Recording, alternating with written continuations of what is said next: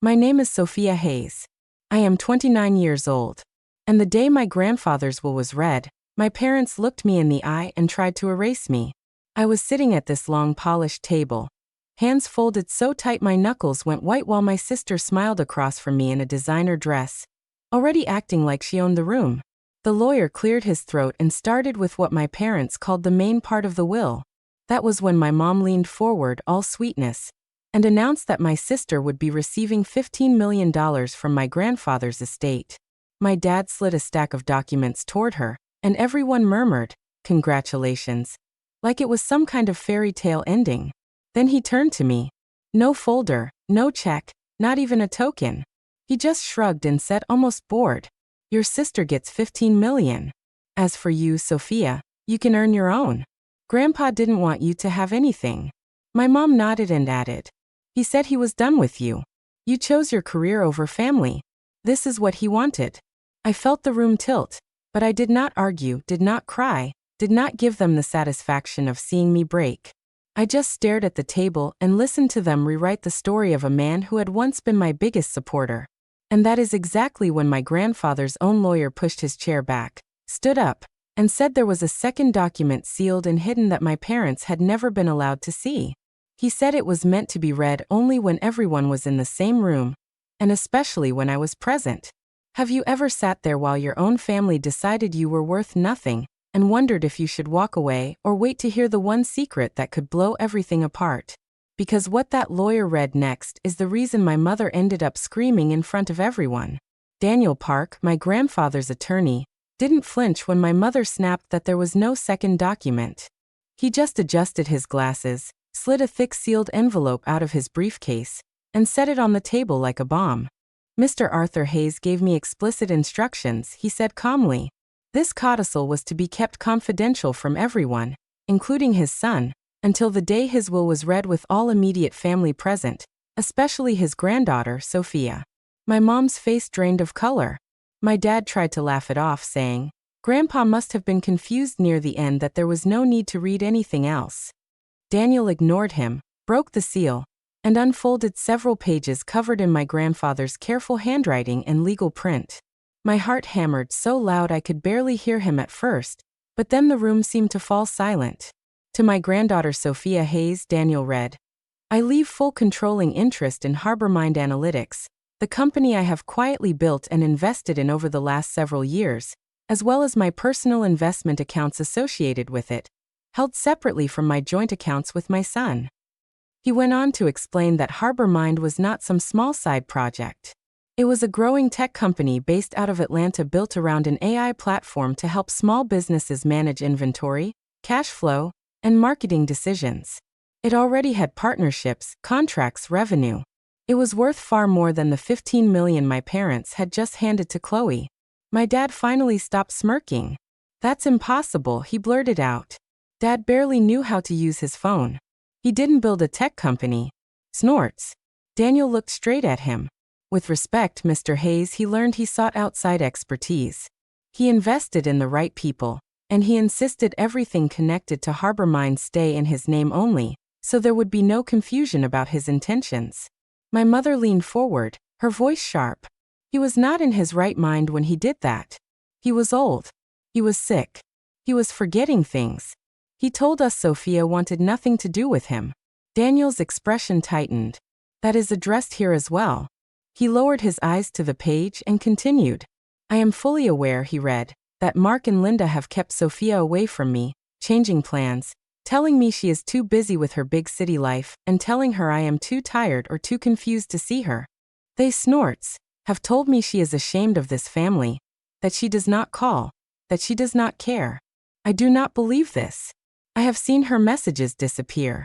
I have had my calls redirected. I have watched them put Chloe in front of me with cameras and smiles while telling me Sophia wants nothing to do with an old man." My throat closed up. I remembered all the texts I sent that never got answered.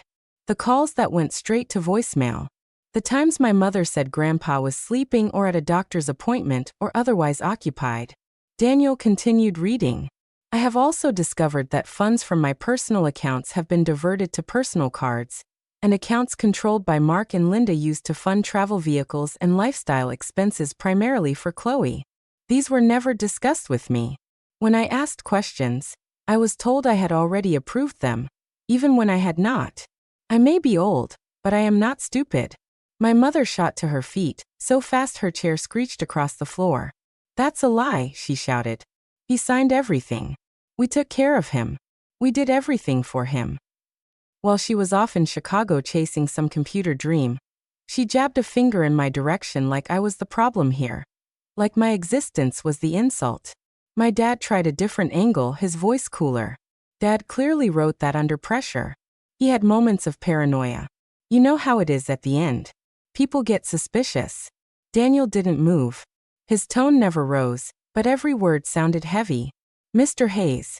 This codicil was drafted and signed in my office with medical clearance from his physician stating he was fully competent. I am prepared to present those records if necessary. Across the table, Chloe's mascara was starting to streak. She clutched the folder with her 15 million like it might disappear if she loosened her grip. So what? She snapped, voice shaking. He just gives her some random company and leaves us looking like thieves. I took care of him. I was there. I posted about him. People loved our videos. Her choice of words hit me harder than I wanted to admit. I had been edited out of my own grandfather's life while she turned him into content. I stared at Daniel, hoping there was more, needing proof that I hadn't just imagined every email, every call, every time I tried.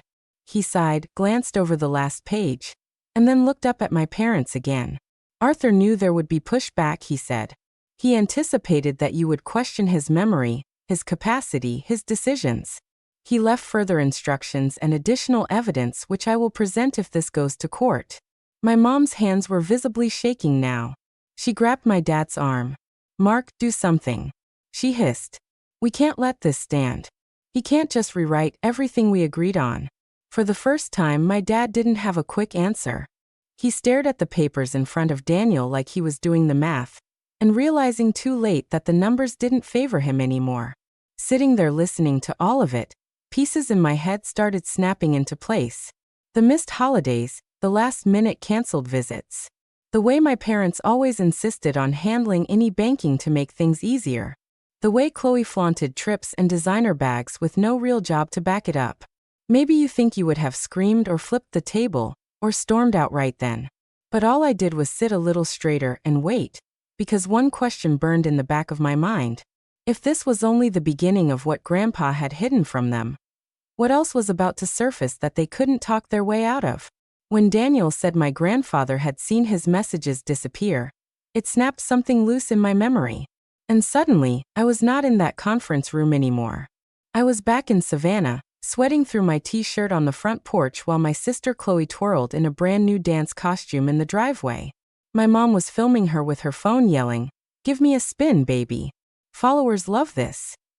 While my dad loaded suitcases into the trunk for their weekend trip to Orlando, I was 14, holding a flyer for a summer coding camp at the community college. And when I tried to hand it to my mom, she barely glanced at it. "We already told you that thing is too expensive," she said. "Eyes still on Chloe. Maybe next year. Besides, you spend enough time on that computer of yours. Go outside or something." She shoved the flyer back into my hands like it was junk mail. That was the pattern. Money for Chloe's dance competitions, for her ring light, for her brand, for another pair of limited edition sneakers because it would look good on camera. For me, it was always maybe later, maybe next year, maybe when things are less tight. Except things never seemed tight when it came to my sister. At school, it was the same script in a different room. Teachers would stop my parents at conferences to gush about Chloe's stage presence in the talent show, about how confident she was. When they got to my name, the comments shifted. "Sophia is very bright," they would say, "but she needs to participate more. She hides behind her projects." My mom would sigh and joke. She'd marry that laptop if she could. And my dad would add, "We're working on getting her out of her shell," like who I was needed correcting. The first person who handed me anything that looked like real investment was my grandfather, Arthur. One afternoon, he showed up in his old pickup truck with this beat-up laptop he had bought from a closing office supply store. It was slow and ugly and perfect, They say the case is scratched. The processor is old, he told me with a wink. But I say it just means it already has stories. Now it can help you write yours. He set it on the kitchen table like it was made of glass. My mom frowned at it and muttered something about more screen time, but Grandpa ignored her. He started bringing me books the way other grandparents bring candy. Intro to Python, data analysis for small business owners, Excel for dummies, he thought was hilarious. He hardly knew any of it at first, but he would sit with me at that same kitchen table and read the chapters out loud anyway, asking questions, making me explain what a loop was, what a dataset was, what it meant to clean data. He would nod seriously, then look over his glasses and say, "So in English, kiddo, how does that help somebody running a store like mine?" My parents rolled their eyes whenever they walked past. "She is never going to use that in real life," my mom would say. "At least Chloe's dance gives her some presents. That matters." One night, I remember clearly Chloe was trying on outfits for a video, sequins scattering across the bedroom floor, and my mom was zipping her up, telling her how gorgeous she looked. I came in excited, holding a print out of a little chart I had made, showing how Grandpa's store could save money by reordering certain items only once a month instead of every week. "Look," I said. "If he does this, he could save like $800 a year just on nails and screws." My dad glanced at it for half a second and said, "That's nice, honey, but you can't run a business on pretend math from a teenager." 井号重新排版，一句话为一段，段落间空一行. Chloe laughed and said, "Wow, nerd attack," and went back to practicing her poses. The thing is, Grandpa did look at it. The next day, he took me to his store, walked me down the aisles and pointed at the shelves. "Show me again," he said. Where would we change the order? We stood there between paint cans and power tools with my wrinkled piece of paper, and he listened like I was some consultant he'd hired. Later, he patted the top of my head and said, "You see patterns the rest of us miss, Sophie. Don't forget that." One year when I was 17, I entered a local hackathon on a whim. The prize was a small scholarship and a little recognition. Nothing life-changing. I built a crude dashboard that helped a hardware store track which items sold best in different seasons, and which ones just sat there. It was basic, ugly, and half held together by duct tape code, but it worked. I remember standing on that stage in an ill-fitting blazer I bought from a thrift store, scanning the crowd for my parents. They had promised to come, said they were so proud. When the organizers announced my name, and I stepped forward to accept the certificate, the only person cheering loud enough to cut through the polite applause was my grandfather. He was in his old plaid shirt, clapping like he was at the Super Bowl. Afterward, he hugged me so hard I could barely breathe and said, "You just built something useful, Sophie. Do you understand that? If you can help one store, you can help 10. If you can help 10, you can help 100. He dragged me over to the judges to make me explain my project again, peppering me with questions like, could this tell a guy when he's about to run out of concrete mix? What about when paint goes on sale? Can it warn him ahead of time? My parents texted me a picture of Chloe at the mall that same night, showing off a new pair of shoes, writing, "Sorry, honey. Traffic was crazy. We will celebrate later." We never did. What we did do was repeat the same dynamic over and over. Chloe's milestones came with balloons and dinners out.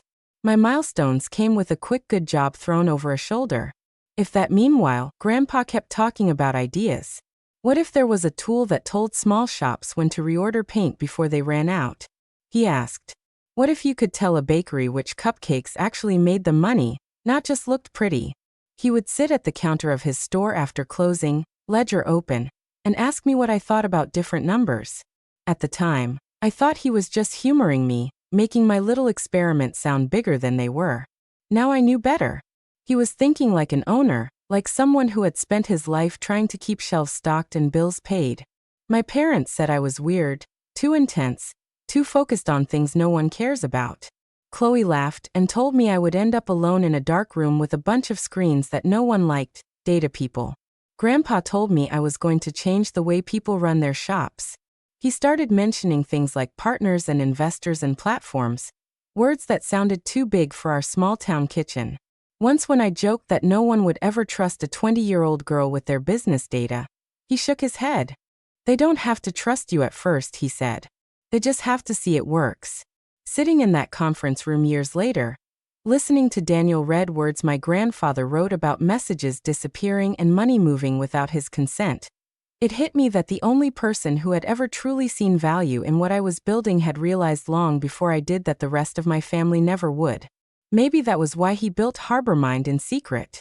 Maybe he knew that if he gave them access, they would strip it for parts, slap Chloe's face on it, and leave me with nothing but an empty congratulations post and a smile for the camera.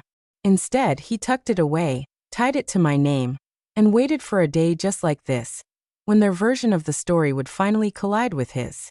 When the memories finally loosened their grip, I was back at that table with everyone staring at me like I had just been dragged in as evidence instead of family. Daniel was still holding the papers, but now he was watching my parents instead of reading. You said I wanted nothing to do with him. I heard myself say, my own voice sounding strange in my ears. You told me he was too tired to see me, that he was confused, that visits would upset him. My mom crossed her arms, defensive, because she shot back. You live in Chicago, Sophia. You don't know what it was like day-to-day. I leaned forward. I bought a last-minute ticket home 2 Christmases ago. Remember that? I showed up at the house and you stopped me on the driveway and told me he was at some facility. No visitors allowed. Then I found out later he'd been at home the whole week. My dad's jaw tightened. We were following doctor's advice, he said. Stress wasn't good for him. Funny, I said quietly. He somehow had the energy to appear in all those videos Chloe posted. Chloe bristled. Those videos made him happy. She snapped. People in my comments loved him. He smiled. He laughed. He got to feel special. Not like some old man rotting in a recliner. Daniel shifted his attention to her. Chloe, he said evenly. Did your grandparents ever know you were being compensated for some of those posts? Her head jerked back. What brand deals? He clarified. Affiliate links, sponsored trips tied to the content you filmed with Arthur. Did you ever disclose the amounts to him or to Sophia? Her cheeks went red. That has nothing to do with this, she said. I was building my career. Mom and Dad said Grandpa wanted to help. They told me it was all part of the plan. She threw a desperate look at my parents. And in that instant, something in her eyes flickered, like she suddenly realized she might be out on a ledge all by herself. I swallowed and kept going. What about the emails? I asked. The ones I sent asking to visit. The times I offered to bring my laptop and show him what I was working on. You answered from his account. Mom, you wrote, Grandpa is proud of you, but he doesn't understand that stuff, sweetheart. Just focus on your life. My mom slammed her palm on the table. So now it's a crime to protect an old man's peace, she shouted. You didn't see him crying when you chose Chicago over law school here. You didn't hear him say he didn't recognize you anymore. Daniel cleared his throat. For what it is worth, he said. Arthur never told me he did not recognize you, Sophia. He did tell me very clearly that he felt like his relationship with you was being managed for him. My dad scoffed. Managed is what you do for an elderly parent, he said. You should know that you draft enough wills, they get paranoid. They imagine conspiracies. They think everyone is stealing from them. Daniel set the papers down and reached into his briefcase again. This time he pulled out a small black flash drive. He laid it on the table between us. Error, thought you might say that. He replied, which is why he asked me to record a video when we prepared this codicil. It's dated, time-stamped, and accompanied by a statement from his physician. If you intend to suggest he was incompetent, you should see what that looks like. My mother's hand shot out. You are not playing some edited clip to smear us. She hissed. Turn that thing off. Daniel didn't even glance at her. He plugged the drive into a slim laptop the paralegal had brought in, turned the screen so everyone could see, and clicked play. My grandfather's face filled the screen, older and thinner than I remembered, but his eyes were clear. He sat in the same conference room we were in now, wearing a pressed button-down shirt, hands folded loosely in his lap. All right, Arthur. A younger version of Daniel's voice set off camera. Just say in your own words why you're here. Grandpa took a breath. My name is Arthur Hayes, he said. I am choosing to change my will because I have become aware that my son and his wife have been using my trust in ways I did not approve. I have seen money leave my accounts that I never agreed to. When I ask questions, I am told I am confused. He looked straight into the camera. I am not confused. I am old. But I know what I've earned and I know who I want it to go to. My dad muttered something under his breath, but no one stopped the video. Grandpa continued. I love all my grandchildren, he said. But only one of them shares the way my mind works. Sophia understands numbers. She understands systems. She built a little thing on her computer that helped a store like mine and never even bragged about it. He chuckled softly. Mark never listened when I talked business. And Linda loves appearances, but Sophie listens. My chest hurt. I didn't realize I was holding my breath until the room started to spin again. On the screen, Grandpa's expression darkened.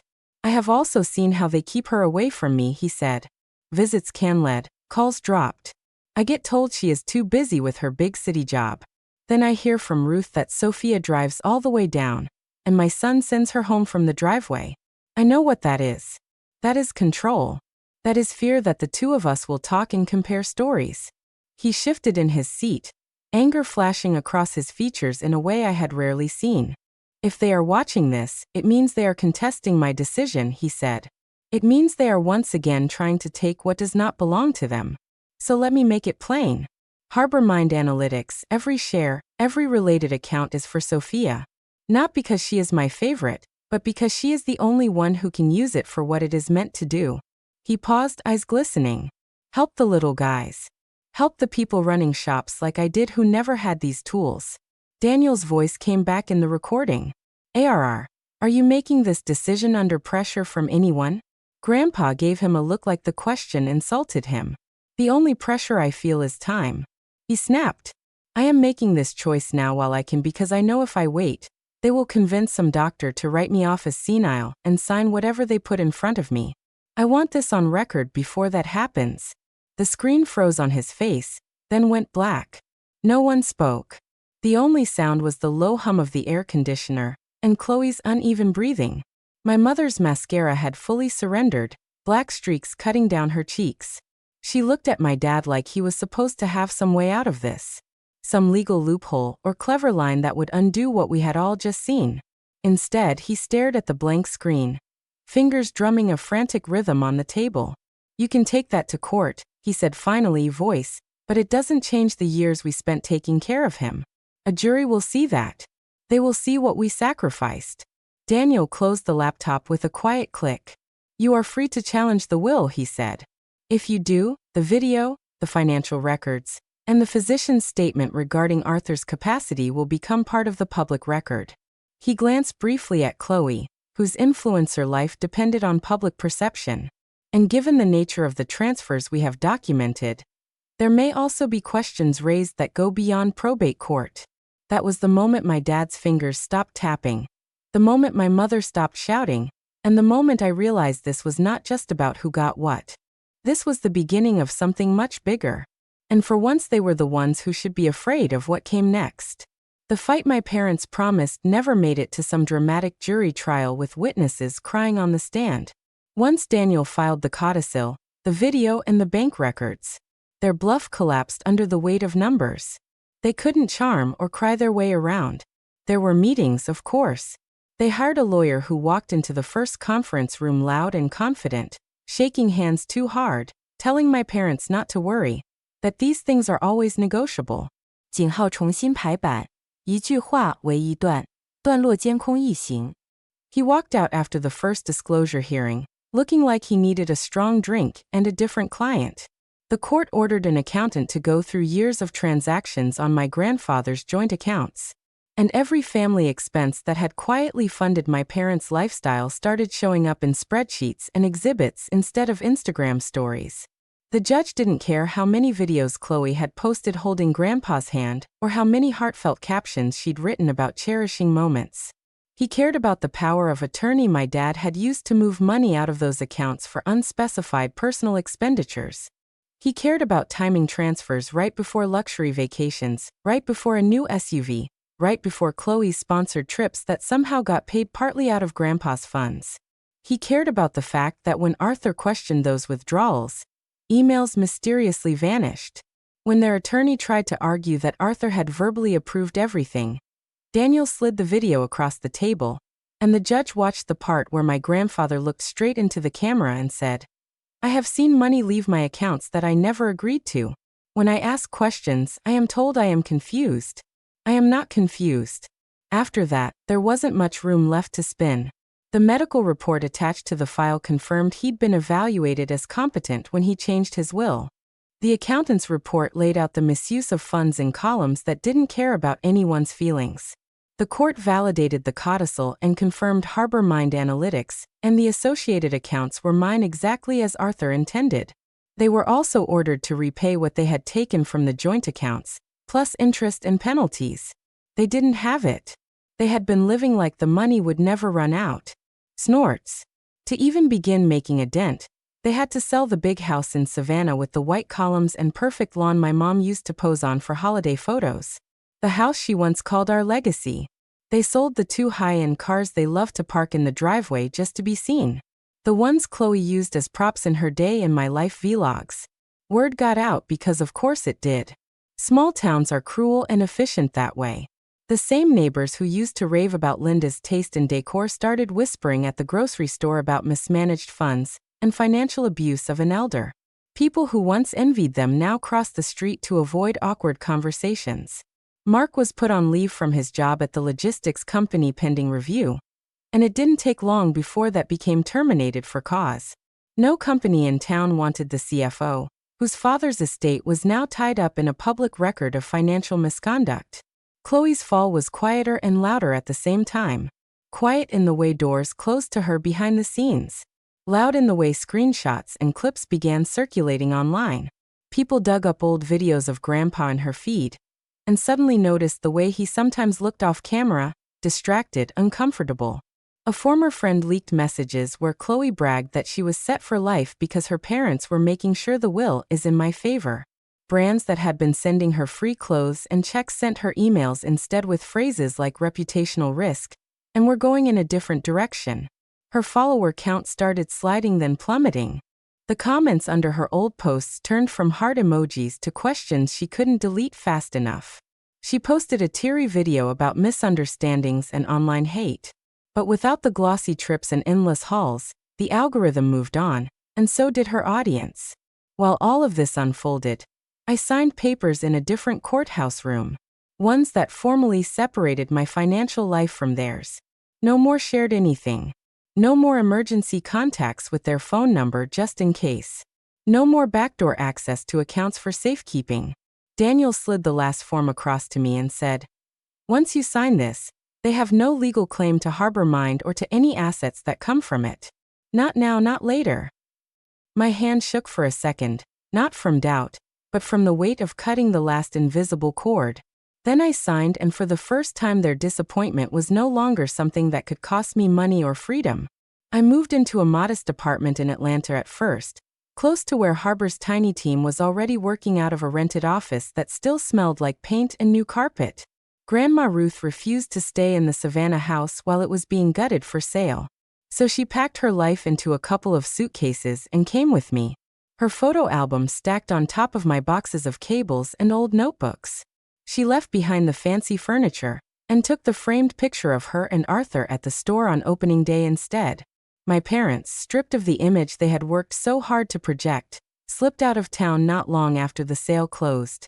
Through distant relatives and the occasional slip on social media, I heard they ended up in a small rental in Nevada, chasing cheaper rent and anonymity. No more charity galas, no more club memberships, no more curated Christmas cards on thick glossy paper. They didn't call. They didn't text. If they talked about me at all, it wasn't to my face. And for the first time, the silence between us was something I chose rather than something they controlled. On one of the last days before Ruth and I left Savannah, I walked through the empty house alone. The echo of my footsteps sounded wrong in rooms that used to be packed with decorations and noise. I stood in the doorway of the den where I had once sat on the floor with that beat-up laptop, where Grandpa had leaned over my shoulder to ask what all those numbers on the screen meant. I could almost hear his voice low and amused saying, "Show me how this helps a guy like me, Sophie." The walls no longer felt like they belonged to my parents' version of our family. Without the furniture and framed illusions, the place felt hollow, like a stage after the show is over. Props carried off, audience gone home. Whatever performance they had been putting on here was finished. The real legacy Arthur left wasn't the wood and plaster they were losing. It was the code, the company, and the conviction that I never had to beg to be valued again. They had spent years using his money to build an image. He had spent those same years using his mind to build a future for me.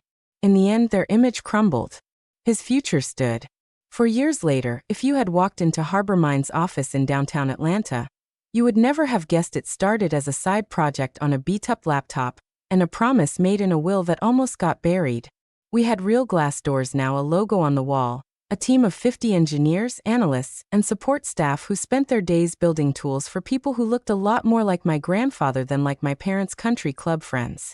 Our platform helped small hardware stores, bakeries, barbershops, corner bodegas, you name it, track their inventory, forecast demand, and understand which products actually made them money. When a storm was coming, Harbormind could tell a tiny coastal shop exactly how many generators to order. When a bakery wanted to know which cupcakes to stop making, our dashboards answered in plain language. Every time a client called to say, "We didn't go under this quarter because of your software," I heard my grandfather's voice the way he had said, "Help the little guys." We hosted free workshops twice a month, inviting local business owners into our space, feeding them pizza, walking them through their numbers in a way no bank ever had. I set up a scholarship fund in Arthur's name for students from working-class families who wanted to study data or computer science. And every year we handed out a stack of refurbished laptops like the one he had bought me, except these actually booted up in under 10 minutes. Chloe reached out the second year after the will reading. It started with a long email that sat in my inbox for weeks before I opened it. She didn't ask for money. She didn't ask for a shout-out. She just wrote about how her follower count had tanked, how sponsorships dried up, how she had gone from flying out for brand trips to clocking in at a small marketing agency, where no one cared how many likes she used to get, only whether she could meet deadlines. She said she had started volunteering at a community center, teaching teenage girls basic content creation skills, but also talking to them about reading contracts and not treating their lives like something to be packaged and sold. She admitted she had been jealous of me for years, that watching Grandpa look at me the way he never looked at her had felt like an open wound. She didn't excuse what she did. She just said she was sorry. I called her.